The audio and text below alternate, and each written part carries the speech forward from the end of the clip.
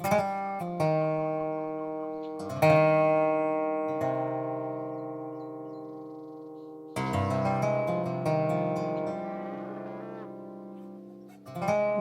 ചായ അവിടെ വെച്ചേക്കുമ്പോ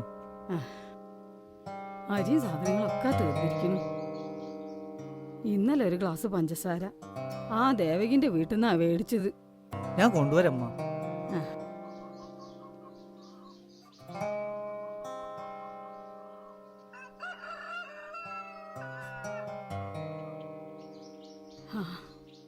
നമ്മുടെ കഷ്ടപ്പാടൊക്കെ എന്ന് തീരുക. പറിച്ചോൻ വലിയവനല്ലേ, ഒരു വഴി കാണിക്കാണ്ടിരിക്കില്ല.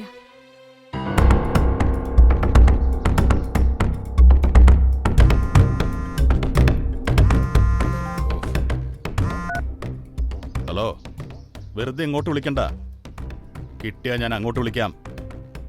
എന്താ രാവിലെ കലിപ്പിലാണല്ലോ? എന്താ ചെയ്യാ, ഓരോരുത്തന്മാർ രാവിലെ തന്നെ വിളിക്കും. സാധനം ഇല്ലെന്ന് പറഞ്ഞാൽ മനസ്സിലാവില്ല. ഭരണം മാറി, തലപ്പത്ത് പുലിയാ. പത്രം എടുത്തു നോക്കിയാ ഈ വക വാർത്ത മാത്രമേ ഉള്ളൂ. എന്തായാലും നമ്മുടെ വയറ്റത്തിട്ട അടി അതൊക്കെ പോട്ടെ, കാശ് കൊണ്ടുവന്നുണ്ടല്ലോ അല്ലേ? അത് കാശ് മുഴുവനും ഇല്ല, പകുതി ഒപ്പിക്കാൻ കഴിഞ്ഞുള്ളൂ. ബാക്കി 2 ദിവസം കഴിഞ്ഞ് തരാം. കാശ് വാങ്ങാൻ നേരത്ത് ഇജാതി കരച്ചിലും മുഖവെച്ചിരും, തിരിച്ചു ചോദിച്ചു കഴിഞ്ഞാൽ ഇജാതി ഡാർക്ക് സെന്റിമെന്റ്സും. എനിക്ക് കുഴപ്പമൊന്നുമില്ല, പലിശ കൂടും. എന്നാ ശരി, നീ വിട്ടോ. എന്താ ഹരി, ഇന്ന് പണിക്ക് പോയില്ലേ? കുട്ടിക്ക് സുഖമില്ല, ആശുപത്രി പോയിപ്പോ വന്നതേ ഉള്ളൂ. ഇതാ ഞാൻ പറഞ്ഞത്, കല്യാണം കളയാട്ടം ഒന്നും വേണ്ടാന്ന്. പിന്നെ കുട്ടിയായി കുടുംബമായി മനുഷ്യനൊരു സമാധാനം ഉണ്ടാവില്ല. നീ എന്നെ കണ്ടുപിടിക്ക്, ലാവിഷായി ജീവിക്കുന്നു. പിന്നെ മറ്റേതിനാണെങ്കിൽ 10-500 കൊടുത്ത് കാര്യം സാധിക്കും. ശരി, നീ വന്ന കാര്യം പറ. എനിക്കൊരു 500 രൂപ കടം തരണം. നിനക്കിപ്പോ ഇതിനെ കാശ്? കുട്ടിക്ക് മരുന്ന് വാങ്ങാനാ. എന്താ നീ പറയണേ?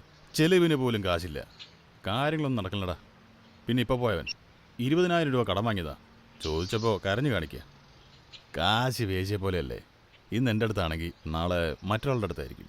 നീ എവിടെന്നെങ്കിലും തിരിമറി, 2 ദിവസം കഴിഞ്ഞ് ഞാൻ തരാം.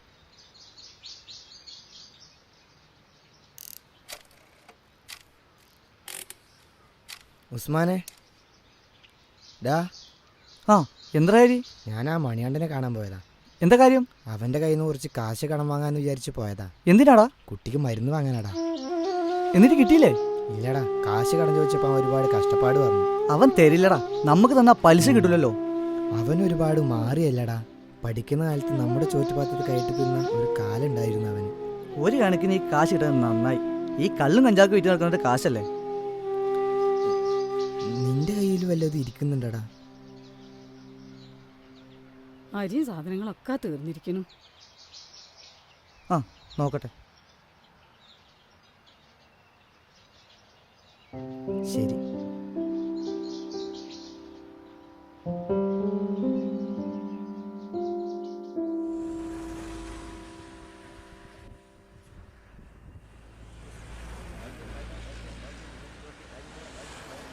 ഭാഗ്യം ഭാഗ്യം ഭാഗ്യം ഭാഗ്യം, ഇന്നത്തെ ലോട്ടറി കാരുണ്യ ഭാഗ്യം ഭാഗ്യം ഭാഗ്യം ഭാഗ്യം ഭാഗ്യം ഭാഗ്യം.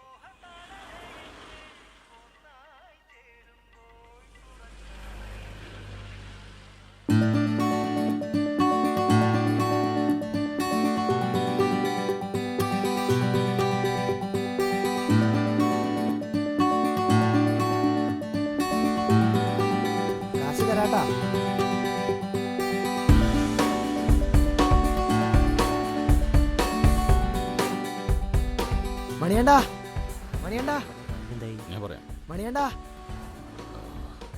മണിയണ്ടാ ഒന്ന് നിനക്കൊരു കാര്യം പറയാണ്ട്.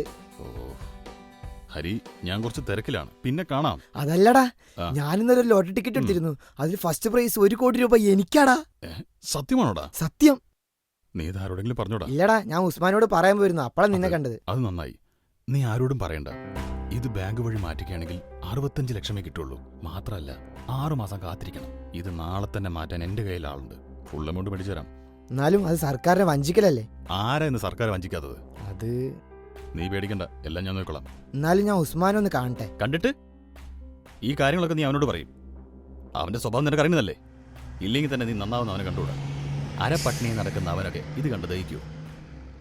നീ കൂടുതലൊന്നും ചിന്തിക്കണ്ട. ഞാൻ ആ ബായി ഒന്ന് വിളിക്കട്ടെ. ഹലോ ബായ്, നമുക്ക് ഗുണമുള്ളൊരു കാര്യമുണ്ട്. ഉസ്മാനെ, ആ വലിയ സന്തോഷത്തിലാണല്ലോ. എടാ നമ്മൾ രക്ഷപ്പെട്ടടാ. എന്താടാ? എടാ ഞാൻ ഇന്നലെ എടുത്ത ലോട്ടറി ടിക്കറ്റ് ഉണ്ടല്ലോ, 1 കോടി രൂപ ഫസ്റ്റ് പ്രൈസ് നമുക്കാടാ. നുണ പറയണ്ട.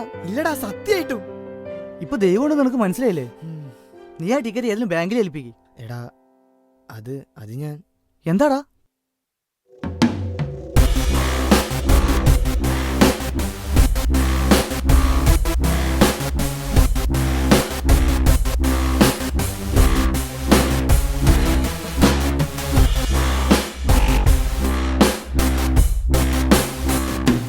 നീ എന്ത് മണ്ടത്തരമാണ് ചെയ്തത്? അത് സർക്കാരിനെ വഞ്ചിക്കലല്ലേ? മാത്രമല്ല, ഒരു സുപ്രഭാതത്തിൽ നിന്നെ പോലെ ഒരാൾ എങ്ങനെ ചിലവഴിക്കും ഇത്രയും പൈസ? അതൊക്കെ മണികണ്ഠ നോക്കിക്കോളൂ. അതേതായാലും വേണ്ട. നിനക്ക് ദൈവം കണ്ടറിഞ്ഞു തന്നതാ, അത് നശിപ്പിക്കല്ലേ. മണികണ്ഠൻ അവനിപ്പോ എവിടെ ഉണ്ട്? നമുക്ക് നോക്കാം. നമുക്ക് കിട്ടുന്നത് മതി. അവനെ പറഞ്ഞ് മനസ്സിലാക്കിയാ ടിക്കറ്റിന് മേടിക്കാം. വാ.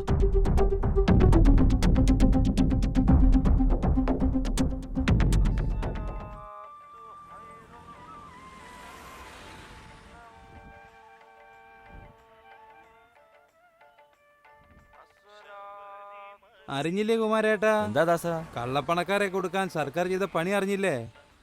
കുമാരേട്ടാ ഒരു ചായ.